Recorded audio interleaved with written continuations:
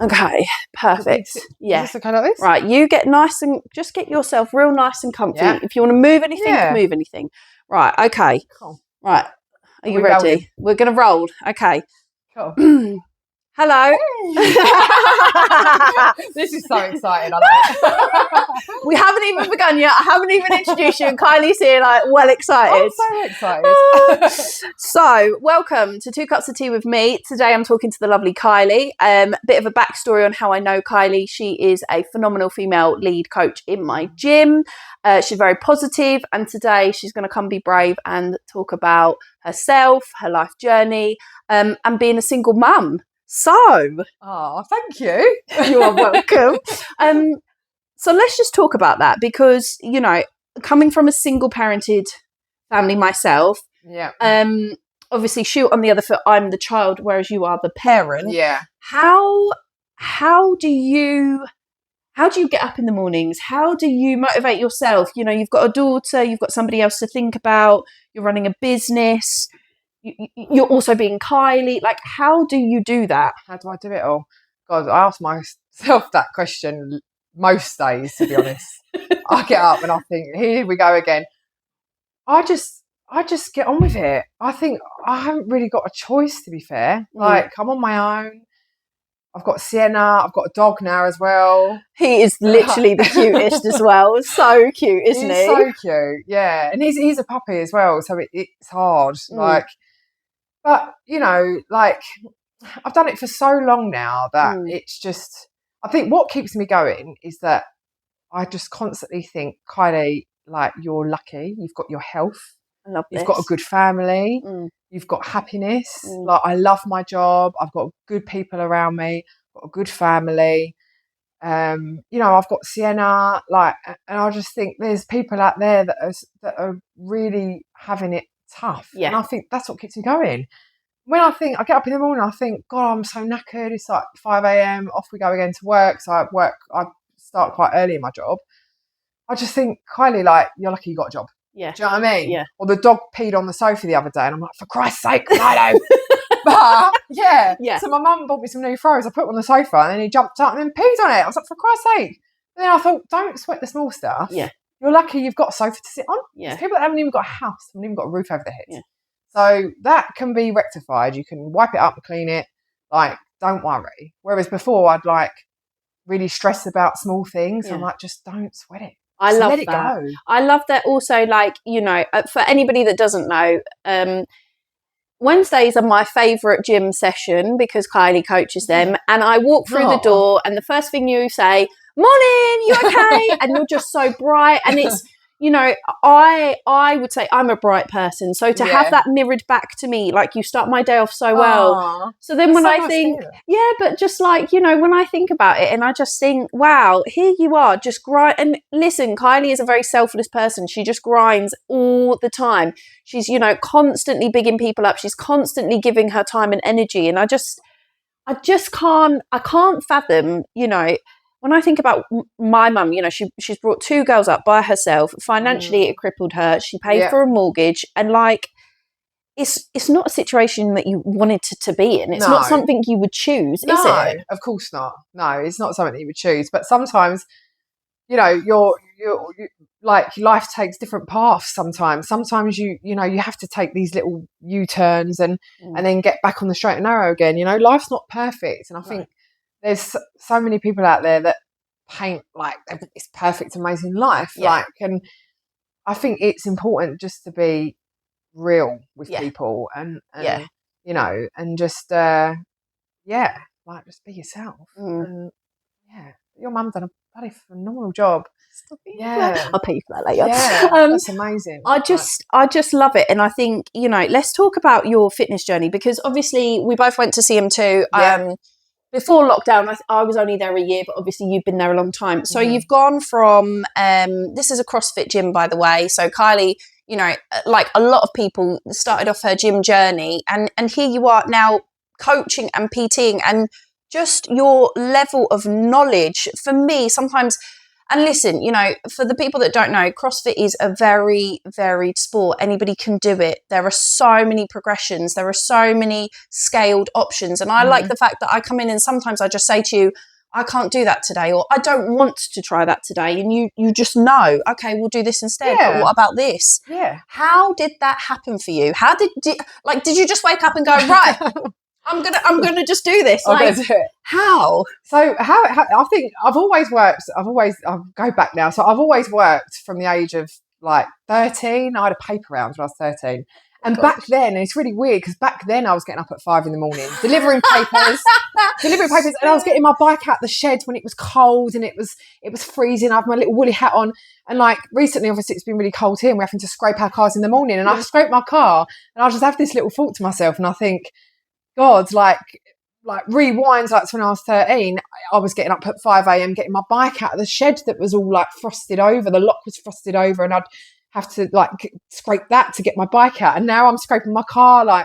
So I've always worked, and I've always been a grafter. Like I love working. I'm independent, and I love what I do. But how I got into CrossFit was my partner at the time. He got me into it. Wow. Okay. And because I'm originally from Hertfordshire. I'm not from Chelmsford. Oh my gosh. Yeah. Okay. So I moved to Chelmsford to be with him, and then he did CrossFit. He got me into CrossFit. And I remember walking in and just thinking, what the hell am I doing here? Oh, right. So with my ex-husband, actually, funnily enough, we went to Braintree Box. Yeah. And I remember Gavin, on one of our freeze taster sessions, he said to me, turned to the class and he was like, you're either going to fucking love it or you're going to fucking hate it. That's pretty much how it goes. And I was just like, and I remember doing the foundation course. I did 4 weeks. My ex-husband and I did that together, and we did our first Saturday session. Oh my God, I can't remember which woman it was. By the way, CrossFit, it's all named after women. But I remember it was something ridiculous, like 15 thrusters, 15 burpee over bar. Right. So it was like 15, 12, 9, 6, 3. Yeah. Partway through, and Gavin said to us, I'm going to stop the next class until you like, you're going to go till you finish. You're going to do this. I went up halfway through the class and threw up. Yeah. I literally went to the toilet, threw up, carried on. Yeah. And literally after that, and I thought, honestly, I just literally thought, why the fuck am I doing this? And then I dabbled on and off for a few years, and here we are back again. Yeah. And do you know what? Exactly that. My first CrossFit session, we had to go out on a run on the warm up, and I ran out the door and ran for about 20 seconds, and then I sat on the grass outside the taxi office. Yeah. Oh and gosh. I think Rich was coaching at the time, and I was like, I can't do this, because I smoked as well back then. Oh my goodness. Yeah, so I smoked back then. Yeah, so I smoked. I was like size 6, tiny, 20. How was I? Like 20, 25, 26 when I started CrossFit. Oh my God. And and I was like, I can't do this. This is crazy. And obviously, about to do the free taster session, watching the class before like really scared me. And I was like, this is like, these people are animals. Yeah. They don't machines. care either. And I'm tops like, are off, they're running, and they just don't care. Yeah. And and I just thought, Jesus. Anyway, I carried on with it, and then 10 years later, here I am now. So what made me stay is the community, obviously the social side of it, which you wouldn't get at any other gym, really. Commercial gyms, people have their earphones in, they just get on with it. No one really talks to each other. And like the coach-led class, like you haven't got to think. You just walk in, the coach takes care of everything. And that's what I like, because I'm not motivated at all. You could not stick me in a generic gym for love nor money and then say, you program yourself a workout, Gloss. No. I want to rock up. I want you to tell me what I'm doing, when I'm doing it, and where I need to be. I don't want to think. I have to think enough at work. That's enough for me. Exactly. And that is the beauty of CrossFit. Like, you don't have to think. We do all the thinking for you. Yeah. Like you just said a second ago about, like, you know, if you've got an injury or you need the class needs adapting, then that's fine. We can adapt for you, not a problem. Yeah. But with regards to the work, how I got to where I am now, Rob actually said to me one day, "Oh, do you want to do some cover, like some coaching?" And I was like, "Yeah, all right then. Like, why not?" I was a bit nervous, and then Anyway, so I remember doing a bit of covering and helping out, and I remember the first time I coached, and it was so scary. I was stood at the balls, all these faces staring at me. I was so scared, and then I thought, just be yourself, just be natural, and just breathe, like get through it, and it went really well. But yeah, then I did my CrossFit level 1. Yeah. And that's how I got into it really. And now I'm coaching at CM2, CrossFit 13, and I'm Phoenix, and I teach CrossFit Kids as well. I love that. And PT. So it's just gone from like, and who knows what will happen in the future, because I just want to keep going. I'm very driven. Yeah. I don't want to just like, I'm not one of these that will just sit there and go, oh, that'll do. Yeah. You know, I think there's always room to progress. And I think getting out your comfort zone, being nervous, and like making things happen, like that's the way to be successful, especially as a woman. Yeah. And I feel like you know, and I don't want to be sexist, but when we look at the CrossFit community and the CrossFit world, as a woman, you are actually the underdog. When it comes to the gymnastic stuff, we're already on the back foot. Like I'm learning the gymnastic progressions now. You're doing so well at it, by the way. Thank you. Your handstands. But also, it's like, you know, for a guy, he's naturally already got that muscle, that skill set. Yeah. Yeah. So, you know, and I just think it's wonderful that you don't just want to settle. You want the next thing. What does that look like? And I just think, but how do you, I mean, look, please follow Savage Fitness, because if you watch Kylie, on 1 minute she's walking the dog, the next you're taking a class, then you're having a quick lunch break, then you've got to sort Sienna, then you're over here, and then sometimes she's Kylie on a night out. Let me tell you, best legs I've ever seen in my life. How do you do that though? How do you, how do you go from being professional Kylie, businesswoman, mum Kylie to Milo the dog? Dog mum. But also then to be Kylie herself, you know, going, you know, on your little beach holidays with your girlfriends. How do you? Because I think, you know, not to give that stigma, but being a single parent, you don't have that other pair of hands to just rely on. No, exactly.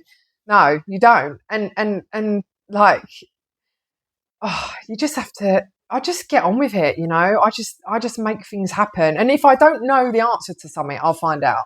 Like if I don't know how to, I don't know, change my brake pads on my car, I'll find a way to do it. Because as a single parent, financially as well, it can be tough sometimes. And, you know, my car's been flashing up for about a month now that it needs its service. And I'm like, but my daughter needs to eat and I need a warm house.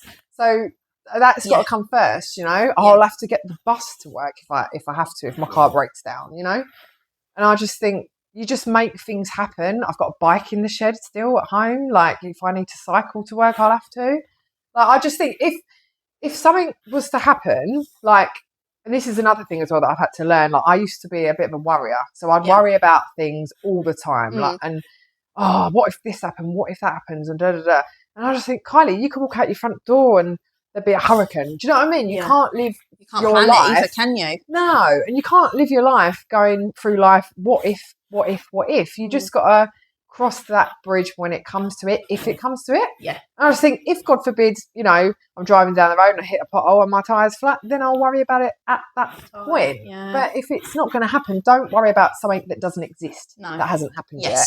I think as a woman as well, I worry about things all the time. And I just think it's out of your control. It hasn't happened. So why have you wasted so much time and energy worrying about the thing that doesn't, you know, listen, I roll around in a tin can for a car. Do I care? No. Moss was growing on it the other day. Yeah. And I was just like, I own it outright. If anything breaks, I can just about afford to fix it. Yep. I can put fuel and tax it and whatever else. And there was moss growing on it the other day. And I just thought, literally, my car's like 20 years old. Poor girl. She's been battered, something rotten. Because I just think, it's just a car. Yeah, but, exactly. So I picked all the moss out and I thought, I really should wash you. Have I washed her? No. But then exactly like that, what you say, like, you're lucky you got a car. Yes. There's people that haven't, you know, that haven't even got health, like that haven't even got the ability to be able to drive a car. Yeah. Do you know what I mean? Yeah, 100%. So this is what keeps me going. I just think how lucky I am. I love like that. Touch wood. touch wood, I'm a healthy, happy, positive person. I mean, I do have downtimes, and like we all do, and I won't deny that. No. Like, I'm me, I'm real, and I'll quite. You know, the thing is with me as well, if I am having a downtime, not really many people will know about it because I'll just carry on and just. Do you? I find it really depends, but I will sort of just withdraw. Yeah. I'll just be a little bit quieter. I'll just think about what's going on, and then there are certain people that I turn to when I'm really struggling. I've got a couple of friends that I will ring and I'll say, "Hey, babe. Yeah, this is how I'm feeling." Do you have people that you turn to for that good? Yeah, to be honest, like, I don't know, maybe I should just like let go a little bit more because I am quite highly strung, I suppose. I'm quite, and I actually, on the flip side of that, I have more people come to me than I go to them. Wow. So how I deal with my shit is I don't think I do. No. I think I just carry on, which probably isn't a good thing. I probably should address it more and be like, you know, have a bit of you time because I am so busy. And even simple little things, like one of my New Year's resolutions was to, this as a simple thing like this. Yeah. It's just that every time I have a shower, once I've dried myself, rather than just putting my pajamas on and chilling out, make sure I moisturise. Oh my goodness. I never moisturise. Same. I never moisturise because I'm like, I haven't got time. Like the dog's barking, I need to see the dog. Or Senna's like, what's for dinner? Yeah. So I'm like, but that takes 5 minutes and that's just you're caring for you. Yes. And I don't have enough self-care. I'm guilty of that. I'm very guilty. Yeah. Like I didn't have a skincare routine. Yeah. I basically, I decided last year, one of the girls at work, I love her, Aaliyah, like very much makeup free. And I looked at her, obviously she's younger, but the most beautiful skin. And I just thought, I am beautiful. And so when I do obviously put makeup on and take my time, but now I make sure I wash my face properly. I'm applying all the right serums and whatever else for my face and my neck and moisturising your body. And actually, I just think you glow differently. Yeah. Don't you? Yeah, it just makes you feel so much better. And you're just like, whoa, like this morning I literally I washed my hair and I like moisturised my face and I moisturised my body and I was like, oh, like you know, and a lot of my friends say, oh, you're looking really tanned, Laura. If you're fake tanned, I'm like, no, but I moisturise. Yeah, that's why I'm like glowing. Yeah, exactly. There's simple things like that. Yeah, just little things as well, right? Really, I think what makes me really appreciate life and just little things is like you say, being on my own. Yeah. And like I shower every day, sometimes twice a day if I'm training and stuff. But I have a bath once a week only because baths take too long. It takes too long to run. Yes. And then so showers are just always quicker for me. Yeah. So once a week I have a bath and I get in that bath and I'm so grateful for the bath. Yeah. Like you look forward to it. Yeah. And I sit in it and I'm like, this is the most amazing thing. Like someone could say to me right now, like, I'm going to take you to Dubai for 2 weeks. Yeah. Business class flight, like nothing, all paid for. And I'm like, no, I just want this. Yeah. Just the simplest things, like I really appreciate even just sitting here having a cup of tea and just stopping for a minute. Yeah. I never do it. I never do it. I'm always on the go. Yeah. And just this, that's what when I tell them today, I'm like, this is so exciting. Oh, I don't I speak to friends and you know, they come to me and we chat and we have deep conversations, but like it's always on the phone or through text because we're all busy, you know, but I do need to make more time for friends. I do need to. Yeah.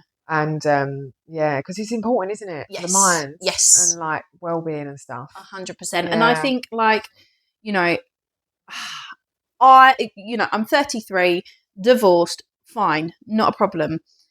I can't imagine, obviously I'm just caring for myself. Yeah. I just can't imagine, you know, I had a dog with my ex, that was fine, but throwing a child into the mix as well, and you know, so you're teenager. Teenager, but you're saying about, you know, your self-care routine, but you've also got another, you're raising another woman, so then how are you installing, like, it's just baffling. You're installing all these good traits into her, and I think, you know, how definitely, and I think for me, fitness, I think, is really important for children to see as well. You know, does she? I mean, is she into the gym? No, so she's not at all. So growing up, when Senna was 3, so from the age of 3, she did dancing, gymnastics, she did acting, she did swimming lessons. Oh my She God. did so many activities, and she was so good as well. Like in her dancing, she like achieved like really high level grades like in her exams, and she was so confident. And I used to love going to watch her on stage in her shows and be the proud parent in the audience, and I used to like cry with tears. And now obviously I've got my niece now that does all that, and and it brings back memories when Sienna was her age, and I just think, I wish Sienna was that. But since probably the age of 12, 13, she just gave it all up. She just didn't want to do it anymore. And the thing is, I'm not one of these parents that are pushy, that like, you've got to do it, you've got to do it. You know, if it wasn't making her happy, she didn't want to do it anymore. So that's it. Like, she may go back to it in the future. I mean, I gave it all up. I danced, did gymnastics, singing, acting, played the keyboard, Irish dancing, horse riding. There wasn't an activity that I didn't do. Like, I'm quite lucky. I had quite a good upbringing. And my parents like put a lot of time into us, and we did a lot of activities. And I think like I gave it all up as well when I kind of hit my teens. And I just think like, because I had Sienna quite young, I was only 19 when I had Sienna. Like, I was 19. Very young. Yeah, I was very young. So like when I think about telling her off about something, I just think, but Kylie, what was you like at 16? I was going out clubbing till 4 a.m. Oh my gosh, But she's at home. She's a home girl. Like, she likes going out with her friends, but she likes being at home. Like, and she's like, if she's out with her friends and I ring her, she'll answer straight away. I love that. Whereas I never would answer to my mum. I'd be like, I'm not answering to I was a nightmare. I was a nightmare teenager. Honest to God, like, I'll hold my hands up. I was a right cow. I was horrible. I was absolutely horrible. My sister will tell you the same. I was horrible to her. Like, I was a real nightmare as a teenager. So I'm quite thankful that Sienna's nothing like that. But that she's a home girl, staying at home. Yeah, she's a home girl. But she's it's easier now she's older. Yeah. So, and I've kind of got my life back a bit now. So, and I'm 37 this year. She's going to be 17 this year, so she'll be driving soon. Oh my She can drive me around and give me lifts here and there. Because at the minute with Sienna, it's like, can you take me here? Can you take me there? And it's just driving her around everywhere, dropping her to friends and stuff, which is quite draining and exhausting. Especially on top of when you're getting up at 5 a.m. and she wants to be out and you're like, what do you do? Yeah, and it's just constant all the time. And I think she needs to pull her weight around the house a bit more. Like, because she doesn't do anything. I do chores when I was younger. My mum did, honestly, me and my sister as well, my mum did everything. Yeah, so when I left at 19, zero common sense, people, zero common sense. So I think definitely teach your children how to load and unload the dishwasher and stuff, because honestly, but I think, it's mad, isn't it? Like when you're talking about, the childhood that you had, the childhood that you've, been able to give Sienna, like, probably at the cost to maybe things that you might have liked to have done. I just think, wow, like it's just phenomenal to sit and listen to somebody else's journey, the shoe being on the other foot, and how you just, and, I've never ever come to the gym and I've never seen Kylie have a bad day, ever. Oh, ever. Really? Ever. Okay. I've never seen that. I've never seen you, and I just, here we are talking about horrible situations that happen and you're just like, but now I think of this, and I just think, how you tap into that really is something phenomenal. And not a lot of people can do that. A lot of people are walking around with their glasses half empty. And it makes me so sad. I know, it is. It is sad. And it's like, going back to that, like what you were saying about if you've got friends that you can talk to and stuff, like, and I said it about, like, I probably don't, if I'm having a bad day, I probably don't talk about it enough. Like, but as I say, I care more for others than I do more for myself. And I think I get that from my nan. My nan was like that. Bless her. I love my nan. But yeah, she was she was a very, like, kind. She was very caring, and she'd always put others for herself. Yeah. And sometimes I think, God, like, I love helping others, and I am a caring person, but then I do forget about myself sometimes. Yeah. And I do need to be a bit more selfish, I think. Yeah. In that respect. But so going back to the caring thing, I've had people say to me, like you should be like a life coach or something. 100%. Because you're 100%. Yeah, because you're so positive. You turn my day around. I had a member from a CrossFit gym the other day, and she was like, you motivate me so much. Like, I watch your stories, and you're so motivating. And then like at the end of the class, she was like, can you post something on, I know you will anyway, but just, can you post something on Monday to get me going? Like, and it's just so nice to hear that I'm motivating people. Like, it's nice. Yeah. I want people to be happy. Yeah. And, I love that. Yeah. And do you feel like, interestingly enough, obviously you're on social media, I'm on social media. It's a big pull. I think. Yeah. Do you feel pressure to? I don't want to say perform, but do you feel pressure to, make sure you've posted something or be present on the gram, or do you just kind of take it as how you feel? Yeah, Good. I'm just me. Yeah, I don't feel pressure at all. And sometimes like people, I've got a friend that like she'll say, "Oh, I don't know if I should have posted that. I don't know if that's a bit cheesy, or I don't know if that." Yeah. And I'm like, just be you. Yeah. Don't worry about what anyone else thinks. Yeah. Because if you're just you and you're natural and you're yourself, that's the best you can be. Yeah. Like, if you start putting on the front, people can see that. Yeah. If you're being false. Yeah. Like, absolutely. just be you, be yourself. And if people don't like it, they don't have to follow you. And this is perfect prime example. I post a lot of nonsense, as you well know. Come cook with me, come bake with me. I love all your stuff. And it's amazing. Like today, I said to Kylie, I said, we're just going to do one take. We're not going to practice this. This is just us having a cup of tea, having a chit chat, because I think, it is tough on social media. Being genuine to yourself, but I'm just going to be very unapologetically me. And I feel like for you just bring this real presence and this real aura that I think not many people can even imitate. Yeah. A lot of people are out there trying to put on this front, but it's real for you. Just me, yeah. It's just you. You're just honest and you're open. And I find it very inspiring that, here you are 10 years, you've brought a child up, you've grown a business that's, listen, Kylie's going places. If you want PTs, this is your girl. If you need motivation, this is honestly your girl. Like, and I just think as a woman, it's for me, there have been so many times where I've just thought, oh, I can't be bothered. And when you're bringing that energy, and then I look at something that you've posted, there was something about the dog. Oh, had the dog been sick a while ago? Oh, the porridge. I smashed the porridge on the floor. You'd smashed the porridge, you've done something else.